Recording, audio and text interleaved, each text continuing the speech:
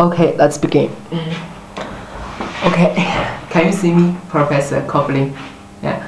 I borrowed the camera and the laptop to record my voice and my face to you, so you can evaluate my oral, yes, my spoken English. Okay.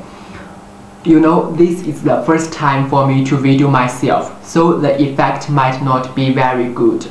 Okay. First, I will read a short selection from the book you sent to me. You can turn to the page 40 in part 1, chapter 3. Since we are now living in the digital world, chapter 3, technology and social policy, is a very hot topic. What's more, we know each other from the internet. Yeah. Okay, I typed all the words into the laptop so I can read it more easily. Okay. The internet and attendant communication technologies have expanded the opportunities for citizens to access and disseminate information.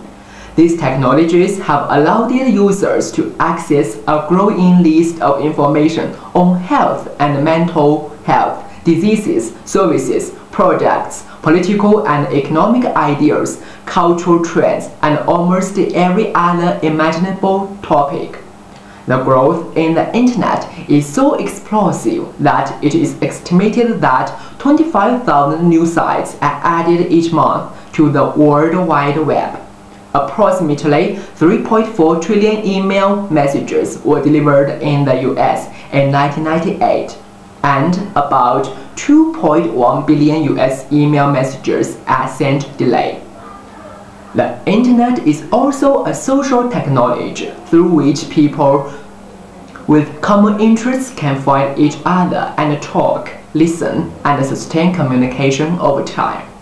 In large measure, the web is redefining communication between and among groups and individuals. Virtual meetings are popular. American Online alone has more than 350 and Prodigy more than 400 ongoing virtual meetings. These range from organized special interest groups to informal discussion groups. Whether in a website, a virtual meeting, a bulletin board forum, or one of the more than 35,000 Usenet news groups, almost every possible interest is covered on the internet. Even people with obscure interests can find some camaraderie in the US or in the world. The internet and related information technologies represent a major technological breakthrough of our time. However, there are also important policy concerns arising from the use of electronic communication technologies, including the delicate balance between social well-being and the free flow of information in a democracy. For those with access, the internet is fast becoming a marketplace of ideas as well as a market for a wide range of goods and services. But this technology is also leaving some people behind, especially the poor. This chapter will address the effects of the technology on social policy. We will focus particularly on the digital divide, political advocacy, and the internet. The policy and policy-oriented internet research. Okay, now I'm going to make some brief comments on the text I have read. Without doubt, we are now living in the information age. We can use kinds of vehicles to get information like traditional print newspapers, TVs, or radio programs. But we cannot choose what we really want to get from those media because we are just information acceptors. The contents are chosen by newspaper editors, TV directors, or someone else, not by ordinary people. However, with the development of technology, we can now use the internet to search whatever we want. We are the information selectors now. It is true that the internet can provide us nearly all kinds of information, no matter it is good or bad. But here are two problems. One, how many people can enjoy the benefits the internet has brought? 2. what kind of information people would like to pick on the internet. As to the first question, how many people can enjoy the benefits the internet has brought? We can divide people into 3 types. First one is that kind of people who have no chance to use computers.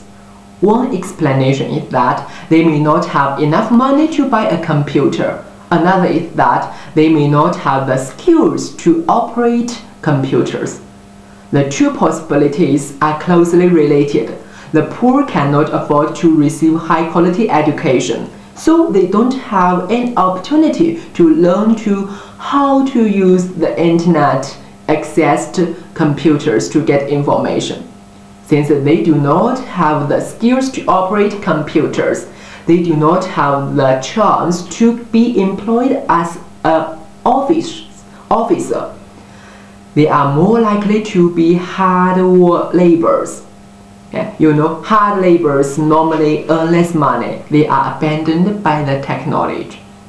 The second type is that kind of people who have chance to use the internet, but not very frequently. Those people may not have their own computers or internet access, but they can use them in their offices or other places. Generally speaking, they have necessary skills to use the internet resources. The third type is that kind of people who can easily access to the internet. They normally have their own PCs with internet access, and they are of course very good at using the internet resources. Our government should pay more attention to the first type people because it has something related to institutional problems. The poor cannot change their social status without governmental help. They are very easy to get into a vicious circle. In the information age, they are inevitably in disadvantage without getting equal rights to have the resources. For the second type, the role they play in the internet information world is relatively weak compared with the third type. So we can see the people who can easily get into the internet have the more opportunities to express their opinions and get more benefits from the internet. As to the second question, what kind of information people would like to pick on the internet? I think it is worthy our consideration. It is indeed that some people use the internet to search for some useful information like job opportunities or life improvements. But some people just use the internet to entertainment themselves, like playing computer games, watching porns, or propaganda wicked ideas. Suppose our government provided social subsidies to make most people have a chance to access to the internet information.